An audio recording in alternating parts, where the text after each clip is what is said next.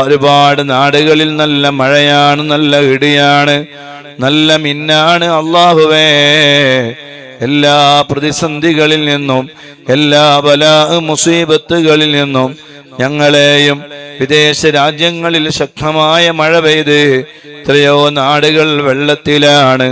ഒരു ഭാഗത്തടിയിലൂടെ വെള്ളമാണെങ്കിൽ വേറൊരു ഭാഗത്ത് മുകളിലൂടെ വലിയ പ്രയാസങ്ങൾ അനുഭവിക്കുകയാണ്. അബൂദാബിയിൽ 2 ആളുകൾ മരണപ്പെട്ടു എന്ന് നമ്മൾ അറിഞ്ഞു. അല്ലാഹുവേ, എത്രയോ ആളുകൾക്ക് പരിക്ക് പറ്റി എന്നറിഞ്ഞു.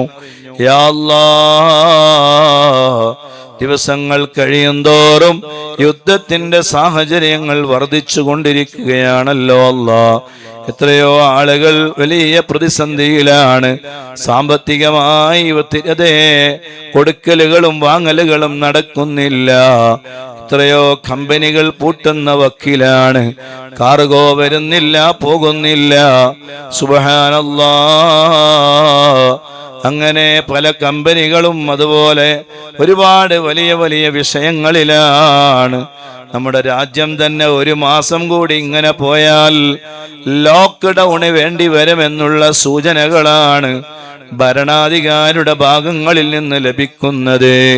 വീട്ടിൽ നിന്ന് ഇറങ്ങാൻ പാടില്ല, ഇറങ്ങിയാൽ പ്രശ്നങ്ങളാകുന്ന വിഷയങ്ങളാണ്. അതേ റോട്ടിലേക്ക് ഇറങ്ങിയാലല്ലേ എണ്ണ വേണ്ടതുള്ളൂ, പെട്രോള് വേണ്ടതുള്ളൂ, ഡീസൽ വേണ്ടതുള്ളൂ. വീട്ടിൽ നിന്ന് ഉള്ളത് ഉണ്ടാക്കി തിന്നാ മതി എന്ന കോലത്തിലേക്കാണ് കാര്യങ്ങൾ നീങ്ങുന്നത്. 1 മാസം കൂടി ഇങ്ങനെ നീങ്ങിയാൽ അല്ലാഹുവേ, യജമാനനായ റബ്ബിന്റെ അടുക്കൽ പരിഹാരമുണ്ടല്ലോ അല്ലാഹ്. കാമിലായ ആജിലായ പരിഹാരം നീ നൽകണേ റബ്ബേ. കാമിലായ ആജിലായ പരിഹാരം നീ നൽകണേ അല്ലാഹ്. ഞങ്ങളെല്ലാവരെയും നീ കാത്തുരക്ഷിക്കണേ റഹ്മാനെ.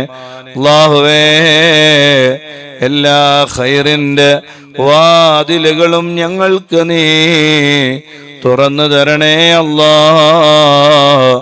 ഒരാളെ മുന്നിലും ഞങ്ങളെ നീ വഷളാക്കരുതേ അല്ലാഹ്, ഐബാക്കരുതേ അല്ലാഹ്. ആരെല്ലാം എന്തെല്ലാം നിയ്യത്തുകൾ കരുതി ഈ മജ്‌ലിസിൽ പങ്കെടുക്കുന്നവരുണ്ടോ, അവരുടെ ചെറുതും വലുതുമായ എല്ലാ ഖൈറായ മുറാദുകളും റബ്ബായ നീ ഹസ്സുലാക്കി കൊടുക്കണേ അല്ലാഹ്.